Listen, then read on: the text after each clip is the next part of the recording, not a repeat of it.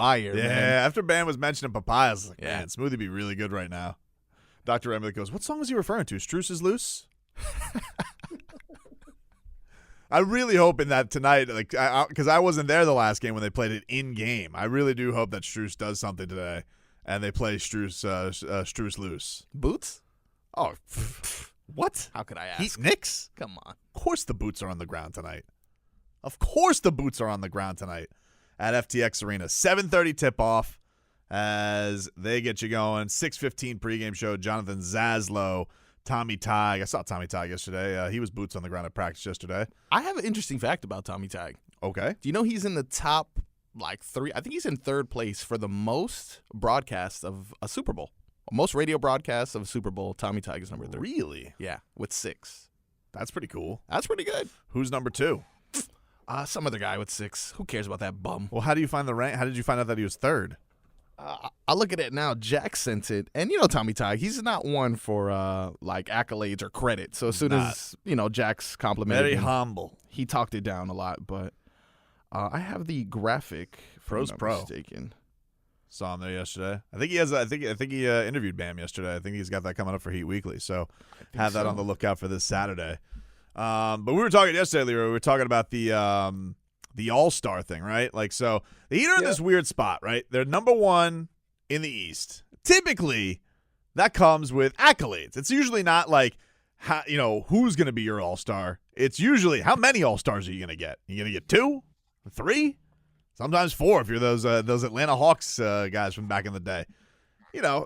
But the Heat have been in this weird spot where they have been an amazing record, but 2 of their biggest stars, who you'd probably say are the most likely All-Star candidates based on, typical resume. Who do you expect? Oh, who are going to be the Heat All-Stars this year? Jimmy Butler, Bam Adebayo, then maybe Kyle Lowry, and then maybe if he has a killer season, Tyler Herro. That would be what you would think going into it, right? But, Jimmy and Bam have missed a lot of games, and so you wonder how much is that going to hold it? How is that going to be held against them? Kyle Lowry, now he's starting to be out for a little while, so who even knows if he'll be back for an All-Star game. But he also doesn't have the flashiest numbers. Had a little bit of a shooting slump to start the year, but he has very much clearly been the catalyst for them having a good record too. Like if you're not just going on, pure numbers, Kyle Lowry's been a big reason the Heat are where they are.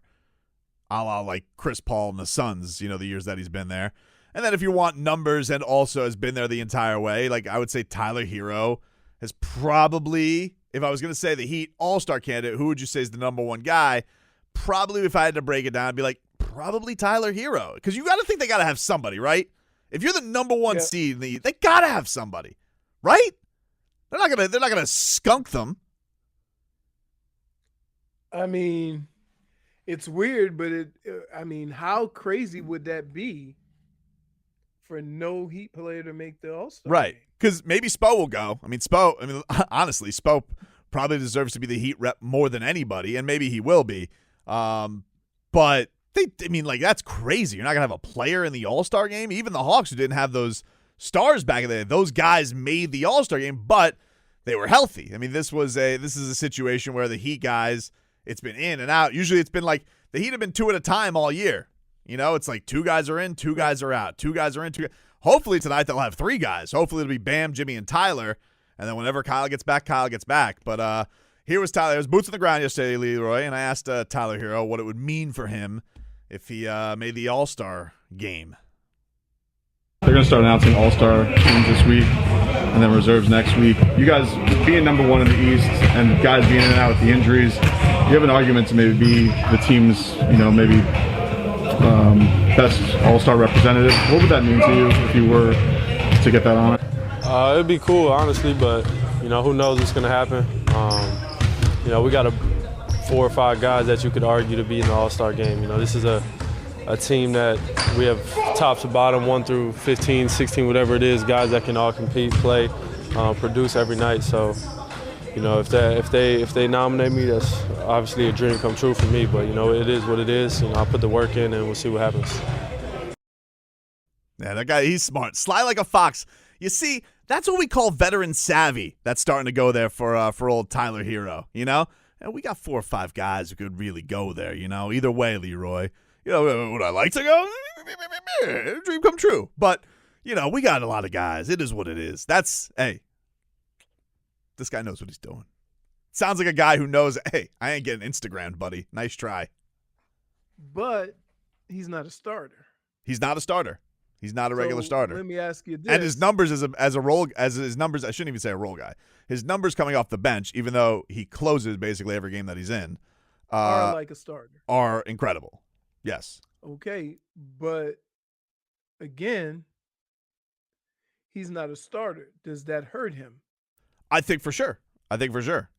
And listen, it's a tough conference to crack the backcourt in. A lot of good guards. A lot of good guards having good years. Darius Garland's having a good year. Fred VanVleet's having a good year. It's a tough East. There's a lot of good teams in the East. But, again, they're number one. Number one. I asked Duncan about this yesterday. Duncan says, he goes, listen, got to reward winning. Here's my guy. Lean old Dunks, number 55. Because of that, they're going to start naming all-stars this week. And typically a team that's number one in the East, they get those kind of accolades. But you guys have been so in and out with the lineups and all the injuries. How important is it to this team to get that kind of recognition? I know winning's the most important thing, but, just to have that nod, like, hey, the Heat are still pretty damn good. How important is it to get some kind of like all-star recognition? Yeah, for me, I'm not in consideration for that. So, but for me, like I take pride in my teammates. I want those guys to be successful. I think we've had 4 guys that have earned it. Quite frankly, at some point you got to look at the records and reward winning. I know guys have missed time, but when they've been on the floor, absolutely, I think they've earned it. So, we'll see. A lot of that stuff is outside of our control in that sense. Just got to see where the chips fall. I think he makes a good point, Leroy. How do you not reward? For now, I'm not asking for the Heat to have 4 guys there. I'm not asking for to have 2 guys there. All right? I get it. The guys have been injured. Been good when they've been there, but they've been injured. But they're not going to have one? Not one, Leroy. And honestly, Jimmy Buckets and his history with the All-Star game. He could give a rat's ass. Because you can name him to that All-Star game, still feel like he's going to some island for 4 days. So, honestly, the guy they probably want to go. If you told Jimmy, hey, Jimmy, you want to go to the All-Star game or you want Tyler to go? He'd want Tyler to go. Right. This was the coolest part of yesterday, though. Bam. He's already got in mind who he wants to go. And he minced no words, Leroy. Yeah, I hope Tyler gets in.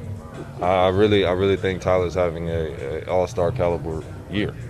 And, that's in my opinion. The whole organization thinks it. Him and Jimmy and Kyle. I think I missed too many games, but we'll see what happens. But, yeah, those 3 for sure. I feel like they get that nod. And, the number 1 nod is T. That's really cool by Bam. You know why? Because he's a real one. He is. That's cool. He's putting listen, if we're sending 1 guy, Tyler's the guy. I agree with him. You're a good one. You're a real one. Thanks, man. Great game. That's culture. That's culture. That's great. That's being a great teammate, J-Fig. Being happy for another player's success. It is. Enjoying their success. That's what you've been hearing all season. You know what? It's because we laugh at it and we're like, oh, it's a Heat thing. It's so annoying to hear another person's success. But then you know what? You read these reports, like you read the James Harden report that's out now about how he's miserable in New York. He's miserable in Brooklyn. He doesn't like being on that team. He doesn't like how Steve Nash, calls games. He doesn't like being on a team with Kyrie Irving. And, we take this stuff for granted. That we've had guys. I don't.